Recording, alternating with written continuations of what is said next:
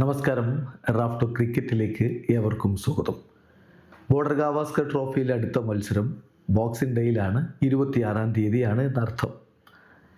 ഇപ്പോൾ 3 ടെസ്റ്റുകൾ കഴിയുമ്പോൾ 1-1 സമനിലയിലാണ്. സോ വളരെ ഇമ്പോർട്ടൻ്റ് ആയിട്ടുള്ള ടെസ്റ്റ് മത്സരമാണ് നടക്കാൻ പോകുന്നത്. പക്ഷെ കഴിഞ്ഞ മത്സരത്തിൻ്റെ അവസാനത്തിൽ എല്ലാവരെയും അത്ഭുതപ്പെടുത്തിക്കൊണ്ട് രവി അശ്വിൻ തൻ്റെ വിരമിക്കലങ്ങ് പ്രഖ്യാപിച്ചു.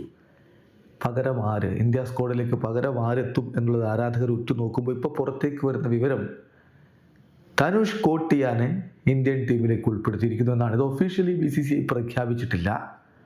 അത് വരും മണിക്കൂറുകളിലോ അല്ലെങ്കിൽ നാളെയോ ആയിട്ട് ഒഫീഷ്യൽ പ്രഖ്യാപനം വരും എന്നാണ് BCCIയുമായിട്ട് അടുത്ത വൃത്തങ്ങൾ ഉദ്ധരിച്ചുകൊണ്ട് പ്രധാനപ്പെട്ട മാധ്യമങ്ങൾ റിപ്പോർട്ട് ചെയ്തു. ഇപ്പോൾ ടൈംസ് ഓഫ് ഇന്ത്യയുടെ റിപ്പോർട്ട് അനുസരിച്ചാണ് നമ്മൾ ഈ വീഡിയോ ചെയ്യുന്നത്. അതിൽ അവർ വളരെ കൃത്യമായിട്ട് പറയുന്നു, ഓൾറൗണ്ടർ തനുഷ് കോട്ടിയാനെ ഇന്ത്യൻ ടീമിലേക്ക് എടുക്കുന്നു. മെൽബണിലേക്ക് അദ്ദേഹം പറക്കാൻ സജ്ജനാവാൻ വേണ്ടി ആവശ്യപ്പെട്ടിട്ടുണ്ട്. ബോക്സിംഗ് ടെസ്റ്റിന് മുന്നോടിയായിട്ട് അദ്ദേഹം ടീമിനോടൊപ്പം ചേരും. 26-കാരനായിട്ടുള്ള താരത്തോട് നാളെ, അതായത് ട്യൂസ്ഡേ എന്ന് പറയുമ്പോൾ നാളെ ഓസ്ട്രേലിയയിലേക്ക് പറക്കാൻ സജ്ജനാവാനായിട്ട് BCCI പറഞ്ഞിട്ടുണ്ട്. പക്ഷേ ഇതുവരെ ഒഫീഷ്യൽ കൺഫർമേഷൻ BCCI പുറത്തുവിട്ടിട്ടില്ല എന്നേ ഉള്ളൂ. മുംബൈയുടെ തനുഷ് കോട്ടിയാനെ ഒരു മികച്ച ഓൾറൗണ്ടറായിട്ടാണ് എല്ലാവരും പരിഗണിക്കുന്നത്. മികച്ച ഓഫ് സ്പിന്നറാണ്, റൈറ്റ് ഹാൻഡഡ് ബാറ്ററാണ്. റീസെൻ്റ്ലി അദ്ദേഹം ഓസ്ട്രേലിയയിലേക്ക് ഇന്ത്യ എ ടീമിനോടൊപ്പം ടൂർ പോയിരുന്നു.